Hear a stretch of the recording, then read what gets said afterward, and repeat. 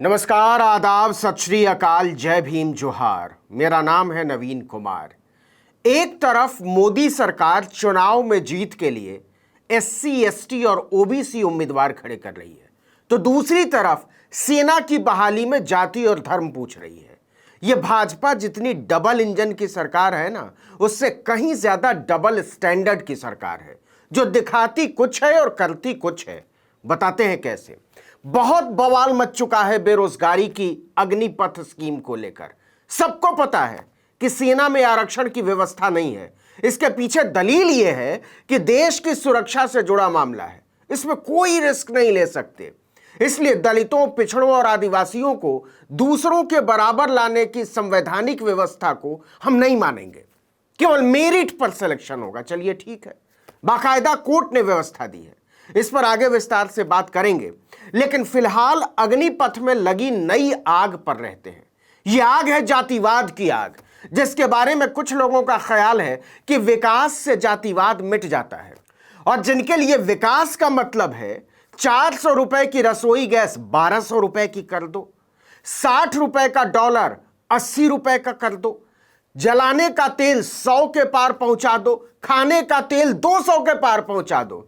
जिनके लिए विकास का मतलब है गरीब आदमी ना आटा खरीद पाए और न तेल, जिनके लिए विकास का मतलब है उससे रोजगार छीन लो, कारोबार छीन लो, पढ़ाई इतनी महंगी कर दो कि गरीब पढ़ न सके, और नौकरी पर ऐसा बुलडोजर चला दो कि कोई मांग ही न सके।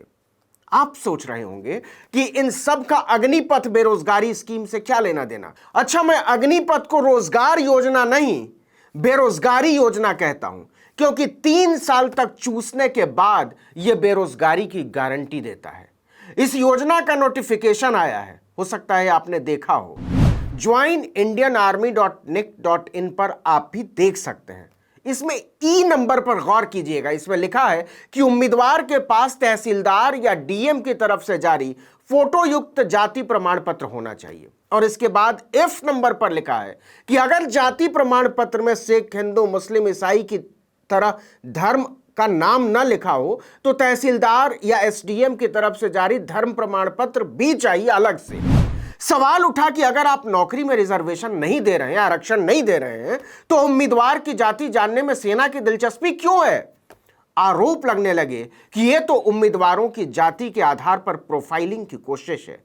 ऐसा लगता है जैसे सेना जाति देखकर नौकरी देने वाली है, और अगर ऐसा नहीं है तो आपको जाति क्यों जाननी है।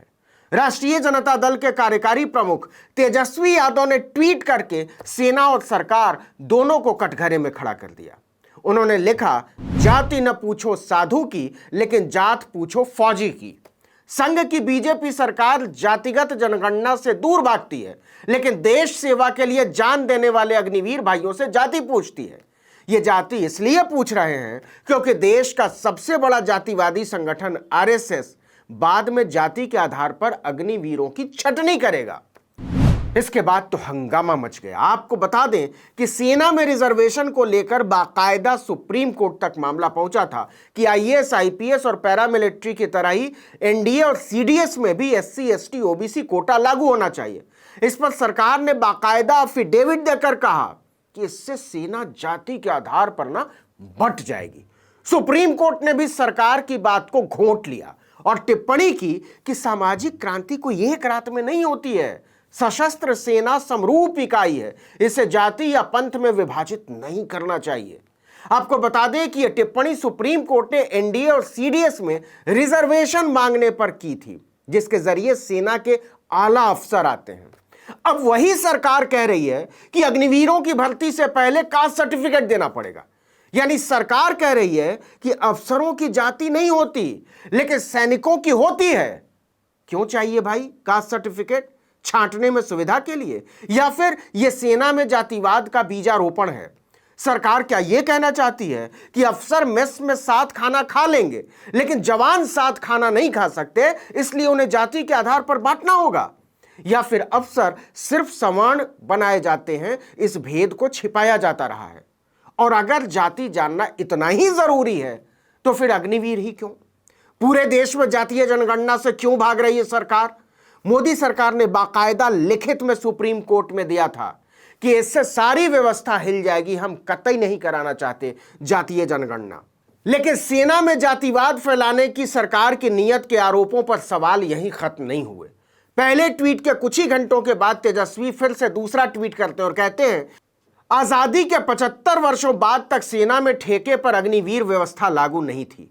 सेना में भर्ती होने के बाद 75% सैनिकों की छटनी नहीं होती थी। लेकिन संघ की कट्टर जातिवादी सरकार अब जाति धर्म देखकर 75% सैनिकों की छटनी करेगी। इसके बाद तो विपक्षी दलों ने एक एक करके सरकार की बखिया उधेड़नी शुरू कर दी। आम आदमी पार्टी के नेता संजय सिंह ने आरोप लगाया कि मोदी दलित और पिछड़ा विरोधी हैं। उन्होंने ट्वीट करके कहा, मोदी सरकार का घटिया चेहरा देश के सामने आ चुका है। क्या मोदी जी दलितों, पिछड़ों, आदिवासियों को सेना भर्ती के काबिल नहीं मानते? भारत के इतिहास में पहली बार सेना भर्ती में जाति पूछी जा रही है। संजय सिंह ने मोदी जी से सवाल पूछ डाला कि मोदी जी, आपको अग्निवीर बनाना है या जातिवीर? यह भी सही बात है कि अग्निवीर बनाने के लिए उनकी क्षमता जानने की जरूरत है, न कि जाति। यह सवाल हवा में नहीं है। अगर सरकार जाति और धर्म के आधार पर भेदभाव नहीं करना चाहती, खासकर दलितों, पिछड़ों, आदिवासियों के साथ भेदभाव नहीं करना चाहती है, मुसलमानों को ठिकाने नहीं लगाना चाहती है, तो फिर भर्ती से पहले ही इसका सर्टिफिकेट मांगने का मतलब क्या है, तुक क्या है, मकसद क्या है? वो भी तब जब आपको रिजर्वेशन नहीं देना है, आरक्षण नहीं देना है। मुद्दा गरमाने के बाद सेना को सफाई में सामने आना पड़ा। और सफाई क्या थी? एक बहानेबाजी, लटपटा गई। सेना ने कहा कि इसमें कुछ भी नया नहीं है। आवश्यक होने पर उम्मीदवारों से जाति और धर्म प्रमाण पत्र पहले भी जमा कराया जाता रहा है। गौर करें, जरूरत पड़ने पर, आवश्यक होने पर। सवाल है कि जरूरत पड़ने पर को एक जरूरी नियम में बदलने के पीछे नियत क्या है?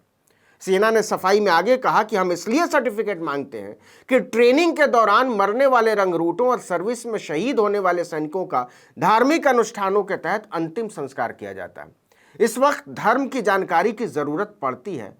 मतलब नौकरी मिली नहीं और अंतिम संस्कार की तैयारी पहले से। चलिए मान लिया, लेकिन हुजूर, अंतिम संस्कार तो भर्ती के बाद ही होगा ना, नंबर 1। और नंबर 2, अंतिम संस्कार तो धर्म के आधार पर करेंगे ना। जाति पूछने का क्या मतलब है? सेना में पंडितों का अंतिम संस्कार अलग तरीके से और यादवों, राजपूतों, पासवानों, कुर्मियों, मौर्य वगैरह का अंतिम संस्कार अलग तरीके से करते हैं क्या? आप भी समझ गए होंगे कि अंतिम संस्कार के लिए जाति प्रमाण पत्र मांगने वाली जो बात है ना, वो सरासर बकवास है। और रही बात जाति के ऊपर विकास को रखने की, तो मोदी सरकार इसका पाखंड न करे तो अच्छा है। अभी अभी उसने द्रौपदी मुर्मू के नाम पर जाति का कार्ड खेला है। हम सब इसको समझते हैं। इस वीडियो में इतना ही, लेकिन अगर आपने आर्टिकल 19 इंडिया को अब तक सब्सक्राइब नहीं किया तो फौरन कर दीजिए। बेल आइकॉन दबाइए, घंटी जैसी आकृति लाइक कीजिए और कमेंट करके बताइए हमारा वीडियो आपको कैसा लगा।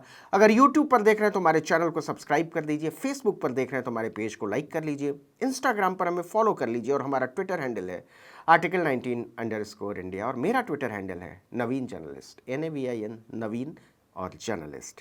नमस्कार।